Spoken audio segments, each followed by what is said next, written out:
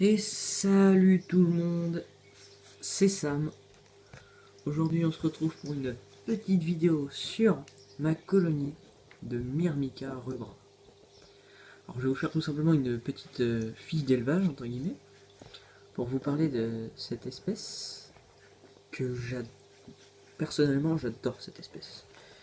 Pour ceux qui aiment les espèces de fourmis qui sont assez speed, prenez des Myrmicanae. En gros, la Myrmica rubra, la fourmi rouge d'Europe en gros, elle se trouve partout en Europe. Comme son nom l'indique, vous la trouverez en Belgique, en Suisse, en Espagne, en Italie, en France, partout. Bref, c'est une espèce qui est assez moyenne en difficulté d'élevage, parce qu'il y a quand même quelques petits critères qui sont assez... pas compliqués non plus, mais spécifiques à l'espèce. C'est-à-dire que vous devez impérativement avoir un nid très humide, pas non plus détrempé, hein, mais très humide, pour que la colonie se développe bien, qu'elle se développe bien, qu'elle se sente bien, qu'elle soit pas tout le temps en train d'essayer de s'échapper du nid, pour éviter tous ces problèmes-là. Secondement, ne surtout pas chauffer le nid, parce que c'est une espèce tout simplement qui ne supporte pas la chaleur. Donc si par exemple il fait trop chaud dans votre chambre, etc., vous essayez de les mettre dans un coin bien frais. Moi personnellement, je les ai mis à l'ombre, à côté de l'aquarium, enfin à côté d'un aquarium, comme ça, elles ont la fraîcheur de l'eau à côté. Même si elles ne touchent pas directement l'aquarium, enfin bref. Donc tout ça pour dire que cette espèce est polygyne, elle est parfaite pour les débutants. Elle se développe vite, puisque vous pouvez avoir plusieurs reines. Si je me trompe pas, vous pouvez avoir jusqu'à 6 ou 7 reines. C'est une colonie qui est potentiellement, qui est potentiellement immortelle. C'est-à-dire que même si la colonie commence à, entre guillemets, dépérir, ils créeront une reine en la nourrissant plus que les autres larves, afin, puis ils la féconderont.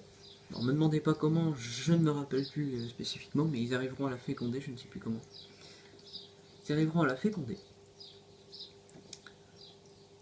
Ensuite, la reine pondra des œufs, qui donneront de nouvelles ouvrières, et ainsi de suite, jusqu'à ce que... jusqu'à la fin, quoi. Enfin bref, donc ça peut être une colonie, oui, polygyne, comme je l'ai dit. Donc c'est, oui, très facile enfin, c'est une bonne colonie pour débuter. Moi, personnellement, j'ai pas eu beaucoup de colonies de fourmis avant elle. Non, j'ai... Avant elle, j'ai eu une colonie de la Suisse Niger, dont j'ai fait des grosses bêtises. J'ai eu une colonie de la Suisse Flavus, dont la mort de la colonie me reste encore inconnue. Je ne sais pas comment, enfin bref. Donc voilà, c'était une petite fiche d'élevage, etc. Si, important, vous allez avoir beaucoup de mal à les trouver en nature, les rennes.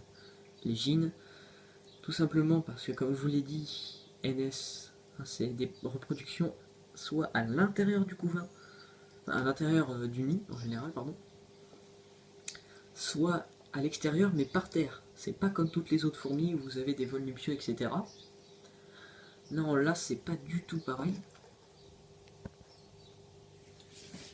Absolument pas. Donc ça va être très compliqué pour vous de réussir à en trouver. Donc soit vous allez, comment dire, soit vous allez réussir à en trouver par terre et vous aurez beaucoup de chance, soit faut que vous en achetiez sur des sites comme Fourmiome, Fourmiculture, Microphone, tous ces sites-là, vous trouverez logiquement, je dis bien logiquement, vous trouverez votre bonheur. Donc voilà, c'était juste une petite fiche d'élevage comme ça pour vous en parler. Donc moi, vu que j'ai déjà une bonne vingtaine, trentaine d'ouvrières, j'ai raccordé ça à une aire de chasse. Voilà. Donc tout simplement, hein, j'ai mis un petit peu de terre au fond pour pas qu'elles creusent et qu'elles fassent leur nid dedans. J'ai mis un petit abreuvoir ici, c'est un petit tube à perles tout simplement. Donc là tout à l'heure il y en a une qui se balade là-dessus et elle est en train de transporter un cadavre. Donc voilà. Tout simplement, laissez quand même, si vous leur mettez une aire de chasse, laissez une aire de chasse assez sèche. Vraiment très sèche. Sinon, vous êtes quasiment sûr qu'elles iront là-dedans, plutôt bien vernis. C'est pour ça que j'ai mis un abreuvoir d'ailleurs, pour éviter que s'il y en a une là-dedans qui s'assèche, qu'elle aille boire. Enfin voilà quoi.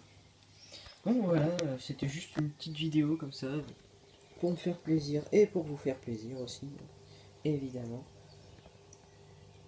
Je vais pas me faire un mise au point, c'est pas grave. Pour vous faire plaisir et me faire plaisir à moi. Donc n'hésitez pas à liker la vidéo, à poser des questions dans les commentaires. Surtout n'hésitez pas, j'y répondrai. Hein. Abonnez-vous, partagez si ça vous fait plaisir. Et moi je vous dis à une prochaine fois pour une prochaine vidéo. Allez, ciao, c'était Sam.